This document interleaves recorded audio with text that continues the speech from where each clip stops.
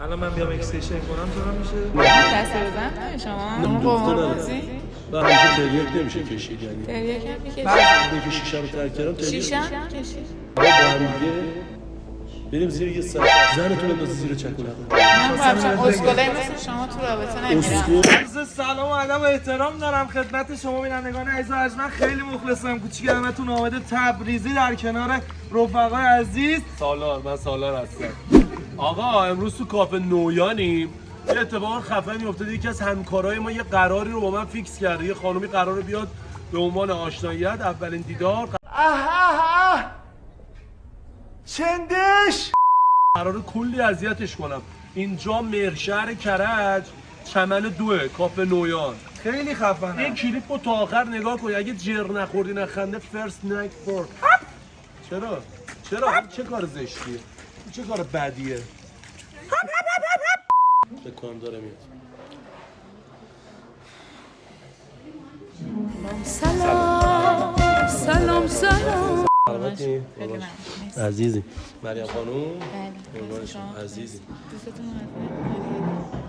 سالار جان هستن. چک نمیشه هستن. هر موقع خودکار نداره مسائل خاله از شما زیاد تعریف کردن. قربانش. بخش من عذرخواهی میکنم. من سرما خوردم، گوشم یکم سنگینه. یکم میشه بلندتر صحبت کنی؟ ببخشید شرمنده من. عزیزی چه خبر؟ خوب هستین؟ سلامتی. خاله میگفت که خیلی زحمت میکشین تو سالن. بله. و اینکه میگفت چقدر البته شما دیگه کار نمیکنین، بچه‌ها کار میکنن. مثلا چقدر کار بچه‌ها خوبه. الهیه سالنتون؟ بله. الهیه. منطقه 1 دیگه. بله. منطقه 1. عذرخواهی میشه یکم راجع به شغلتون، درآمدتون. البته من باید صحبت کنم راجع به درآمد. بودم اول شما بگید چون خانم‌ها مقدم ترن. من چند تا پرسنل دارم که کار میکنم اونجا. بله. بعد بگم حقوقم هم ماهی 70 تا 100 درآمدتون 170,000. 170 نه نه میگن 70 تا بله 170 تا 100 خورده میلیون. بله. الان من بیام اکستیشن کنم چرا میشه؟ شما میرین شما معذرت میخوام انگار استرس با من راحت باشین. نه آخه دوستتون میخوان اکستنشن نه دوستم چیز شوخم. خیلی مموشم. گوگلی شو جیجی شو خیلی آدم بی شخصیتی هستم. من نمیدونم چرا با خودم این برنامه ببخشید تو آدم بی شعور بی شخصیت. خفه شدی. خفه شو. جاهای عمومی گفتم نیارمت بیرون. خیلی هم شوخم بکنم. بله. تا چی میگفتی؟ بله 170 به بالا درآمدتونه. ماه به ماه فرق داره این درآمدتون. خدا بده برکت. مرسی. نمیدونم حالا خاله در رابطه من چه چیزهایی رو به شما گفته، بازگو کرده. من پدر بنده کارخونه دارم. بله. 4 تا کارخونه ساخت پلاستیک فشرده دارن. 2 تا پالایشگاه نفت داریم به صورت انحصاری و خصوصی. یعنی هیچ برندی توی ایران نمیتونه آفرین. این یه واسه ما منو محبت میکنم. منو ببخش یه منو ببخش میشه یه سفارش از ما بگیرین؟ منو من گفتم یه چیزی میخورین بگین. اصلا نباشه ببخش خانم. من اسپرسو میخورم. یه اسپرسو. بله. شما؟ من والا من فعلا هیچ. من هارد شکله. هارد چاکلت؟ چی؟ هات چاکلت؟ چی؟ نه همون که گفتن دیگه. دست شما. بله حتما. مرسی. تو اصلا میدونی چی سفارش میدی؟ همون تو اصلا میخوردی تا حالا؟ نکن. خیلی فانم. خیلی بیشورم. بانمک شما به این آدم میگید بانمک واقعا این خیلی بیشور و بی‌شخصیت. من جسارت نمی‌کنم. ببخشید چه آدم علی رو من براتون قرار اول می‌خوایم یه عمر رو هم زندگی کنیم. بی هدری می‌گی خانم. چپ و راست نرماده زد درت تو برو خون کنه. از الان زود. از الان رو نکن. دست بزن نه کسی که بخواد. کسی که بخواد. سنگین. واقعا؟ تو داری منو خراب می‌کنی. نه دست پارس. خانم محترم من برای کسی که دوستش داشته باشم غیرتی‌ام. این سگ هار پاچه طرفو میگیرم. عین من. نکن. داشتم میگفتم پدر بنده 4 تا کارخونه ساخت پلاستیک فشرده داره و ما به عنوان اولین شرکت خصوصی و توی ایران همچین شرکتی نداریم. ما نفت رو داریم خدا رو شکر، پالایش نفت رو انجام میدیم. و اگه یه چیز جالب به شما بگم، من خدا رو شکر هیچی ندارم. بابام بهم گفته که باید رو پای خودت بزرگ بشی و باشی، پاشی، بخوابی با پای خودت. مثلا کسی انتظار نداره با پای همسایه من خواب بیدار شم. من با دست میخوابم. و گفته که پسرم رو پای خودت باش، پاشو بخواب چی من. و این که موفق میشی. خدا رو شکر چون تا الان عیاش بودم، یعنی مثلا کلا ولخرجی میکردم، رفیق باز بودم، قمار و فلان، مثلا 1000 تومنم اندوخته ندارم. بله چون مثلا قمار بازی میکنم، مسکه میکنم، قمار مشروب هم میخورم. مشروب که مثلا همیشه تریاک نمیشه کشید، یعنی تریاک هم میکشید بعضی موقع. تریاک که مثلا بعد اینکه شیشه رو ترک کردم تریاک شیشه هم میکشید. خانم من هر چی بگم وقتی زنمو طلاق دادم باید شیشه بکشم. زنم داشتین طلاق دادی؟ پسر پسرم بود. همین مشکلات پسرم نه.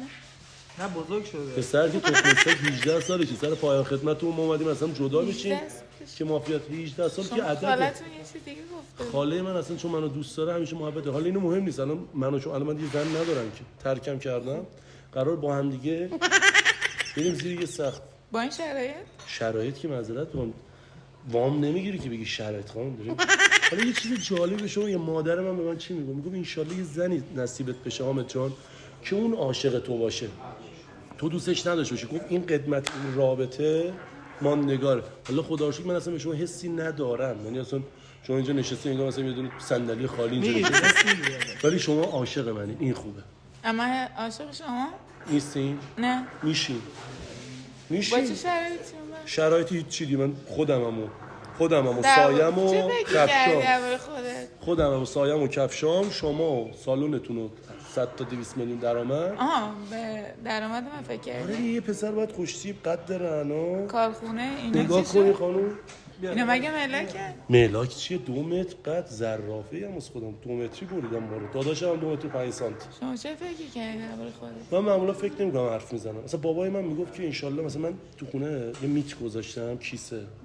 میرم تو خونه مثلا چون اعصاب روان مشکل دارم، بدن قوی، اعصاب روان مشکل داری، بدن قوی اعصاب ضعیف. یهو با کله میره تو شیشه. یه دفعه مثلا چکیش کنم. بابا میگه ان شاءالله زن بگیری، میرم خونه یه رو کیسه رو من میزنم. بابا میگه ان شاءالله زن بگیری این کیسه رو برداریم، سر و صدا همسایه‌ها اذیت میکنن، زن تو بندازی زیر چک و لغت. بعد دستش هم سنگین نگم من گفتم یه سری سنگین. نه سنگین. اینطوری میگه سنگین، من خودم میترسم. سنگین باش باید کنار بیم. اگه ما بخوایم بریم سر خونه زندگی کلفتی منو شما بکنید، این سگ بزنمتون. آره دیگه این سگ منو بزنی، کار کنی، بچه دار بشی، بعد معذرت میخوام سر کار بری، من این گاو بشونم خونه بخورم، فقط اشغال کنم، تخمه بشکنم، بریزم زمین، بیای زیر پای منو تمیز کنی. روزی 5 ساعت منو میزنه 5 ساعت. من قبولت نمیکنم. چه فکری کردی در خودت؟ گفتم من فکر نمیکنم. اینو آکبن یه دفعه میخوام تحویل بدم، اصلا فکر نمیکنم. کی همچین اعتماد به نفس به شما داده؟ من ایشونم واقعی ایشون خر خودتونه. اگه ما با هم ازدواج کنیم چرا ایشونم میتونه ما واسه چی بود؟ ما واسه چی؟ نکنی 4 نفر تو کافه نشستم، شخصیت نداشتم و بیشتر از این به رخ کسی نکشید. نداریم شخصیت، چرا اینطوری میکنی؟ فارس کنم؟ نه دیگه. حالا شما نظرتون راجع به این شرایطی که من گفتم، تقریبا هیچ شرایطی ندارم. بله من جایشون بگم. بله نظرتون چیه؟ نه اصلا من حالا که نگاهتون میکنم از این زاویه، اصلا تو لول و شخصیت من نیستین شما. من با همچین اسکوله مثل شما تو رابطه نمیرم. اسکول؟ بله پاسکول اون بیادم خانم این خیلی زشت. من همچین با اسکوله مثل شما در رابطه نمیرم. خاله شما خیلی اشتباه کرد در شما به من حرف زده بود. خانم خیلی خانم موهای منو اکسیشن نمی‌کنی؟ پاشو برو بیارش. پاشو داد نزن. بلا من خواستم جلوی دوربینا از شما عذرخواهی کنم و ببخشید تو رو خدا اگه شوخی کردیم، نابجا ناراحت شدیم. من این قرار رو ما گفتیم خاله واسه ما زحمت بکشه که البته که دوست بنده هستن، ایشون همکارای بنده هستن، گفتم این قرار رو بذاریم یکم سر به سر شما بذاریم. یه به دوربینای ما میگین که اجازه داریم پخش کنیم؟ اجازه داریم. اجازه داریم. من نمیدونم ایشون هنوزم واقعی مریضن ایشون. واقعا قیافه شما میذاره واسم آشنا بود، یه ذره شک کردم. ببخشید تو رو خدا. بازم یه دست تکون بدیم به دوربینامون. مرسی که تحملمون کردین و دم شما گرم. چقدر داشت به این فکر میکردش که شما مثلا بخوای واقعا بگیری شو اینجور چیزا. مثلا من نه هاپ ببخشید تو. مرسی که تا این لحظه ما رو نگاه کردیم. متشکرم. لایک سابسکرایب زنگوله رو بزن حضرت ببخشید ما شرمنده تو.